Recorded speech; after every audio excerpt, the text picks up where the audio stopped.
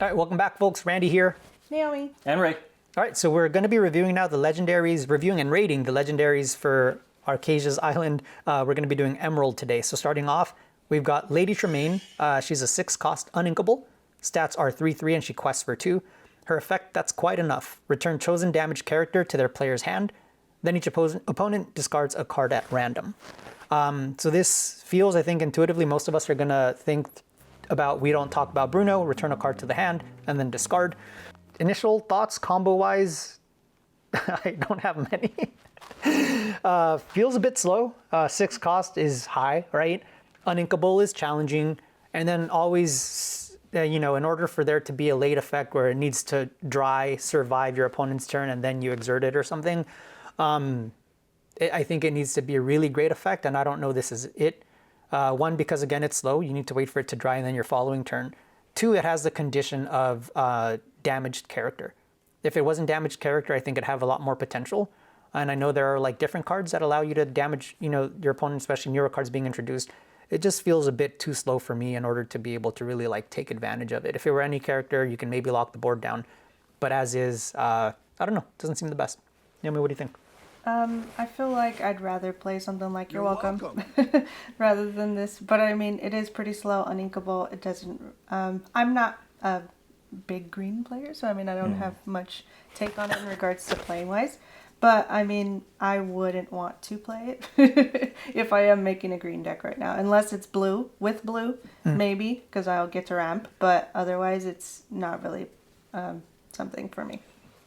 I don't like this card, and at first I misread it. I thought it's when you play it, this effect happens. So I was comparing it to, the red Tremaine. I was like, oh, they're pretty similar, same cost and everything, similar stats. But when you're saying, like, you have to exert it to use the effect, then it just ruins this card. Like, it's so bad and so slow. So I initially just really don't like this card. It's really slow. The effect is also clunky. It has to be damage, and then it's random. So you could potentially, heal something big and then discards, garbage, and then they just bring the big thing out. So I think it's not even like that reliable either.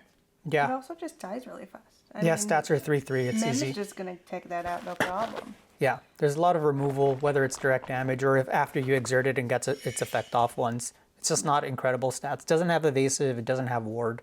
And I think if, for example, it was when you quest the effect took place, would be a lot better, but it seems like there's just too many things working against it. Yeah. All right. Shocker. Count of 3. What do you rate it? 1, 2, 3. Universal. I don't think we need to say anything else. Pretty much covered.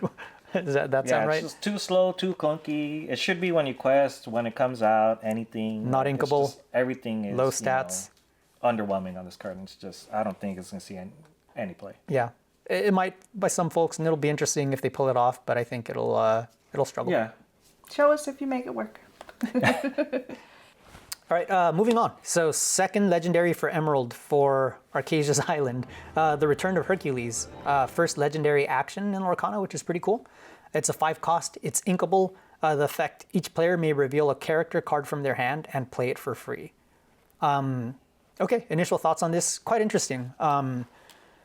What I like about this is within the whole discard concept, right? If you've been successful in discarding your opponent's hand, they either have limited options or they have no options in terms of character, right? You fully discarded or they have, fewer cards available. And then the trade-off is ideally you would have a higher cost character. Off the top of my head, and maybe you folks will have a better idea, but off the top of my head, I don't have a lot of green cards that come to mind that, I want to play this for 5 that are higher cost. But again, I think it's a trade-off thing where if your opponent doesn't have something and you've got something big, you can play it, which is pretty cool. The alternative is give your opponents an opportunity to play something if you've got removal, right? So if you're pairing this with, let's say, Steel and you've got Along Came Zeus, maybe you can get rid of whatever they play. So it just allows you to control for things a bit more, and then you have your character. But as a standalone, it's pretty interesting. I think you just need to think about where it might work well. Some other combos that come to mind is if you pair it with Blue or Sapphire, you play Mufasa early on, right? I know you bounce back 2 cards, which just slows your ramping down a little bit, but incredibly strong effect, quests for a lot. And again, especially if you've discarded your opponent's or the other player's hand, play some bigger cost characters. Oh, maybe Clarabelle would be another good one actually, right? Yeah. And this doesn't rely on having discarded them. You can play your cards, play Clarabelle. Clarabelle, her effect takes effect immediately at the end of your turn, so maybe you can drop some things. So those are the initial combos that come to mind, but an interesting card for sure. I feel like it's something that we can bring together with, like, what is it, Iago? Yeah. He has you pay, what, 2 less? For an Two action. less for the next action. Yeah. So, I mean, you can bring this out earlier. So, I mean, it can definitely benefit depending on those types of cards. So it's something I think that would be really good. But it also just depends if you're actually discarding your opponent's hand and whether you want to basically have the whole New World effect of giving them something. So it's good. Initial thoughts is I want to like this card and it's likable, but I don't think it's practical. Just the mere fact that it's not a song really is a huge drawback on this card. And like you mentioned before, like if you're discarding their hand and you can kind of like take advantage and have the knowledge that they don't have a character, then you can abuse this. But again, like with green, there's no like big characters that are good, so you have to have another color for that. It's not like built in that you can choose. You have a pool of good green cards that you can bring out. And then secondly, it's just really hard to like play blind. Like you don't want to play this blind, and it's kind of really bad to have a card that you don't sometimes don't want to play. Yeah, in order to do that, you need to have something that's effect makes sense, right? So if you play this, one, the character needs to cost more than 5, right? Otherwise, you can just play the character, right? So why are you losing one card to play a character?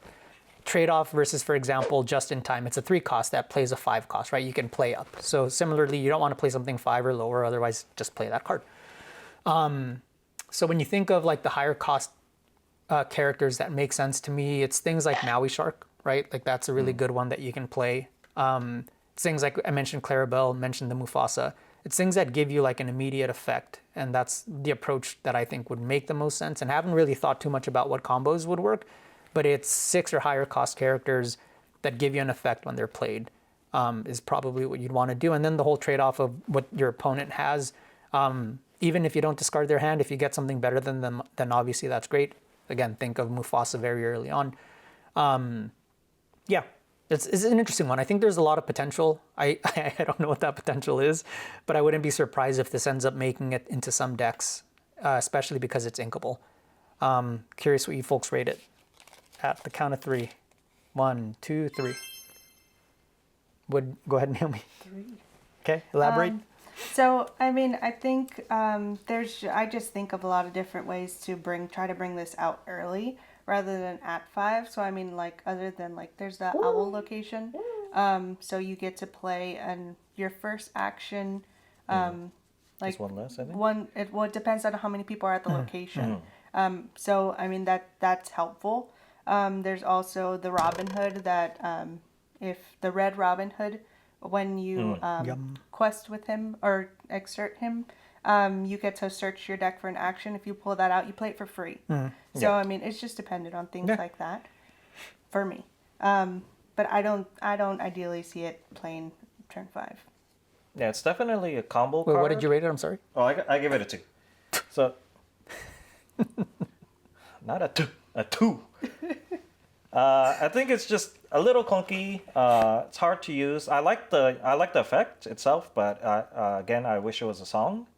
But still, I think it's a fair card, to be honest. It's just very hard to pull off, rewardingly. So like you guys mentioned good combos, like if you just like the Clarabelle, or if you use a Diablo to check their hand, or the Robin Hood should just play this and play like something huge, and catch your opponent off guard, especially if they're like aggro or something. Like they're gonna put a 2-drop and you're gonna put a 8-drop. That's gonna give you a huge tempo. So there's combos, but I don't think it's gonna be like anything like game breaking or staple or anything. Yeah. I gave it a 4, which I think is very generous. I gave it a 4, I think, for its potential. I don't think, again, off the top of my dumb brain, I can't think of anything that's like, oh, this is going to be an amazing card, but I'm sure folks will make it work somehow. And that's more along the lines of why I think that it can do well. Again, I like that it's inkable. combo you folks didn't even mention. Play this, you can play the Mother Gothel, is that her name, that we just reviewed? That normally costs 6 ink, so then on turn 6 you can exert her if they have a damaged character. That's Don't do that. No, I think there's potential here, and I think that some folks will figure out clever ways to make this work. I don't think if it were uninkable, no. If I think there's just something that you can do, and I think folks will figure it out. I don't think it'll be meta defining. I don't think it'll be this must be the deck to beat. But I think some folks will be able to include it and incorporate it in such a way that it'll be good enough to be like, okay, this is a pretty good card if you make it work. So Yeah, it's a good off meta card. I you like gave it a 2. I like it. It says Anyway, art 2. the art is the art. fine. The art is a 2 for me. Play it with the glacier. You guys can make sure they have no ink at that time. What does Glacier do? It basically takes away. It removes their ink, so they only have 3. It's a new duel card. Oh. Figure it out and let me know. It'll be right here.